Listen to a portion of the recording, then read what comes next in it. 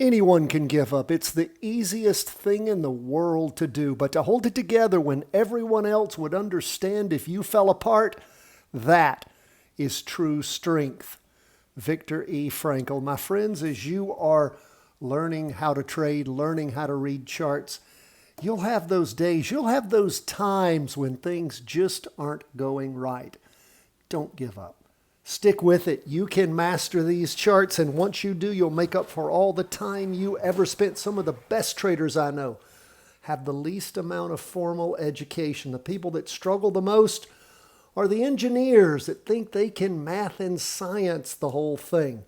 It does take understanding the numbers, but also there's a real art to it. Controlling your emotions, continuing to stay in. Practice, learn by doing. Let's jump into these charts. Everything's down for the day except gold, which is up a little bit. Let's look at the S&P 500 as we get toward the end of this week. One more trading day. You can see that we have reached a higher high this week. Volume is low. It's low on the 2-day, first day of this latest 2-day candle. See where the market popped up in the morning, rolled back some in the afternoon. We've been okay here with when you look at the half-day chart with volume for most of this week. But again, lacking on the 2-day, lacking on the weekly. Down 0.31%. We are still long, though. Nonetheless, the S&P 500, things are going in the right direction. Just a little pullback today. That kind of stuff can be expected. What about the NASDAQ? Pulling back even less. You can see again, like the S&P, things popped up in the morning, pull back a little in the afternoon with some volume, both in the morning and afternoon.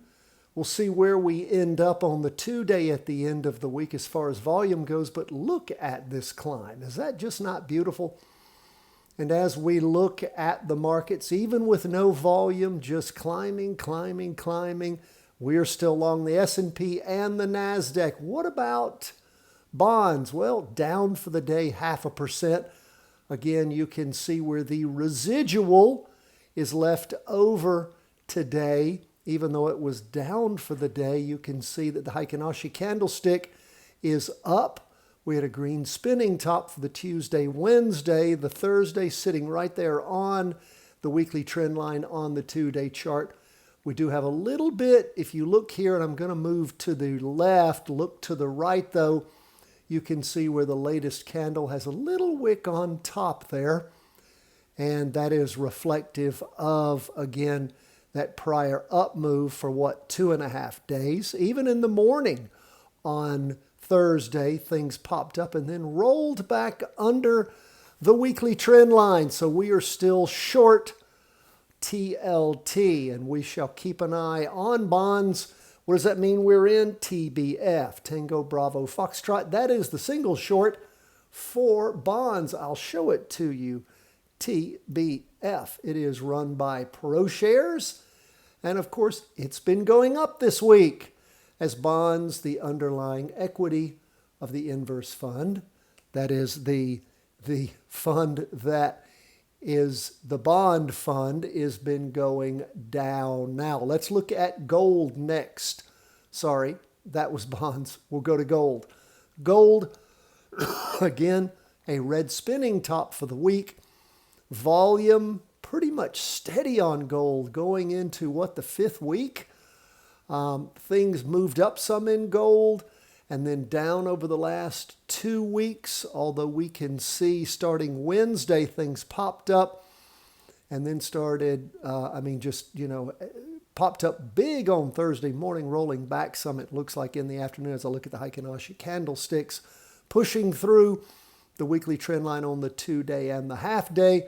Weekly staying below it, but you can see that wick on top. If I move to the left, look to the right for this week's weekly trend, or weekly candle, you can see there is a wick on top. Candle itself is below that trend line. So we'll keep an eye on gold.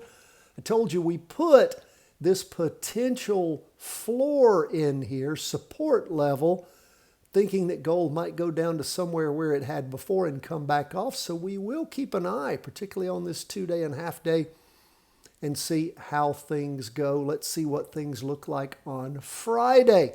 Gold rolls back down and again, pushes over the next week or so below that potential floor, then we might have gold collapsing more, but it may be recovering. What's up with HODL? That is, of course, Bitcoin. Well, you can see how it was down for the day. First time in a while, in several days, was down in the morning and a little more in the afternoon. It looks like 1.61%, but again, staying well above the weekly trend line on the 2-day and the half-day. And of course, continuing to move up in the 5th week. We are still long Bitcoin. That is where we are as we move into Friday, my friends.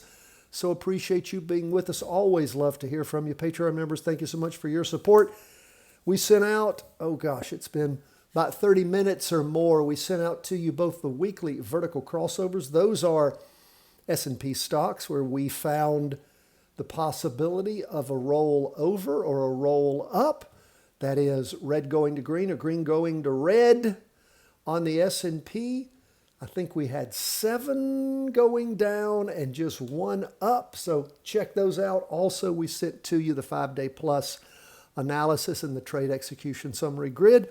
Those you want to see what it is we pump out to our Patreon members every day, go to Patreon. You will see, because we release it the next day and then the day after to the public, to our Patreon friends. And again, check out what it is we share with them each and every day before the market opens the following day. That's where we are, folks. Thank you so much. Hope you're looking forward to a great Friday, a good weekend. We'll be coming back at you tomorrow with the Market Compass Weekly, where we'll look at what happened over the course of the week and where we might be going over the next week. God bless. All the best from the whole team at Charting Wealth.